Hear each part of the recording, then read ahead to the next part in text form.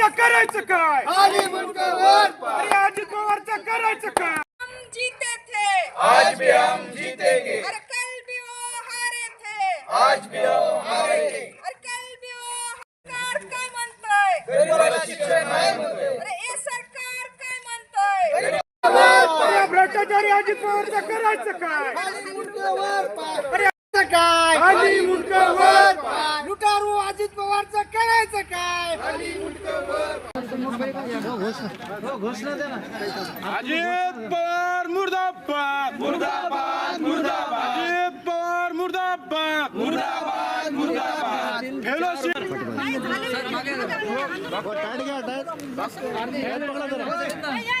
Fellowship आमच्या हक्काचे बेताल वक्तव्य करणारा अजित पवार मुर्दाबाद मुर्दाबाद मुर्दाबाद. अरे बेताल वक्तव्य करणारा अजित पवार मुर्दाबाद बाबासाहेब आंबेडकरांचा डॉक्टर बाबासाहेब आंबेडकरांचा आपल्याला पाहायला मिळतं. आपण या ठिकाणी आपण पीएचडी करताय, आज आंदोलन केले अजित पवारांच्या विरोधात. हां, माझं नाव मीना आरसे आहे. मी संशोधक विद्यार्थिनी आहे. आज बार्टी विद्यार्थी कृती समितीच्या वतीने अजित पवार यांच्या संदर्भात आम्ही निदर्शने केलेले आहेत. अजित पवारांनी नागपूर येथे हिवाळी अधिवेशन भरवलेलं त्या नागपूर अधिवेशनामध्ये त्यांनी असं सांगितले की एका कुटुंबामध्ये 5-5 विद्यार्थी हे फेलोशिपसाठी म्हणजे PhD करत आहेत असं त्यांनी सांगितले. पण हे सक्त चुकीचं आहे. कारण एका कुटुंबामध्ये 5-5 विद्यार्थी कुठं आहेत ते तुम्ही आम्हाला दाखवा, हे आमची मुख्य मागणी आहे. दुसरी गोष्ट म्हणजे राजकारण हे तुम्हाला एका घरात 5-5 लोकांना करता येते. म्हणजे एकाच घरामध्ये 5 खासदार 5 हे आमदार असू शकतात.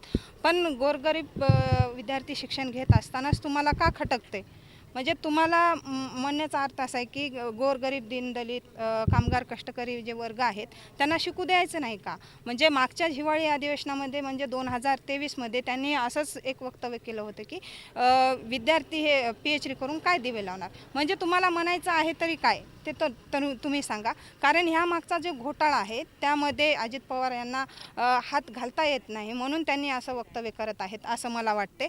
कारण का 2022चे जे विद्यार्थी आहेत त्यांचे 764 विद्यार्थी होते.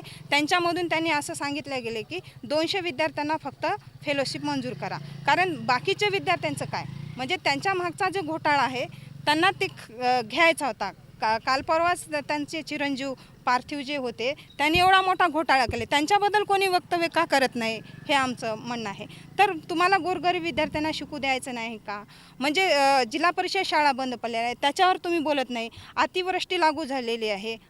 महाराष्ट्रामध्ये इतक्या मोठ्या प्रमाणात नुकसान झाले, विद्यार्थ्यांची कुठं फीस माफ नाही. म्हणजे त्याच्या संदर्भात सुद्धा विद्यार्थी खूप प्रमाणात आंदोलन वगैरे केलेलं आहेत. शेतकऱ्यांच्या भावाला भाव नाही, त्यांनासुद्धा तुम्ही पैसे देत नाही. म्हणजे उगाच उठलं की सुटलं काहीतरी बोलायचं आणि निघून जायचं, म्हणजे चिल्लरपणा झाला आहे की काय? म्हणजे तुम्ही 10वी नापासचे माणसं आणि एक तर संशोधक विद्यार्थ्यांना तुम्ही असं बोलतात. म्हणजे संशोधन करत असताना म्हणजे डायरेक्टली काय ॲडमिशन होत नाही. त्यांच्यासाठी सेट द्यावं लागतं, पेट द्यावं लागते तरच विद्यार्थ्यांचे ॲडमिशन होतं.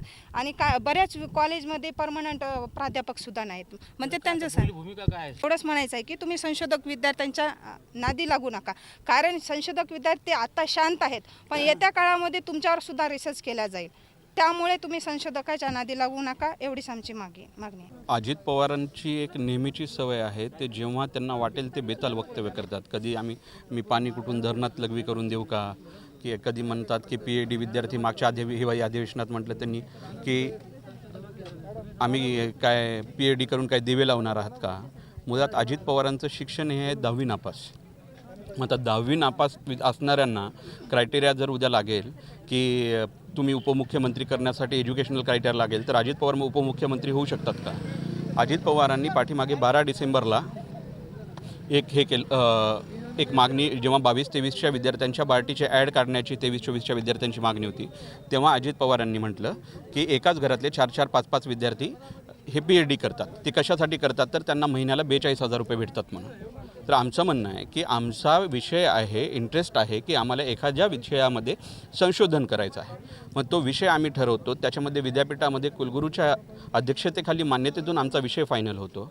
आणि आम्हाला 5 वर्षामध्ये जेव्हा ह्या सगळ्या गोष्टी कराव्या लागतात त्याच्यासाठी अतोनात खर्च येत असतो. या सगळ्या भूमिकेमध्ये अजित पवारांचं हे म्हणणं आहे हे चुकीचं आहे आणि ते पूर्णपणे असंवेदनशील आहे.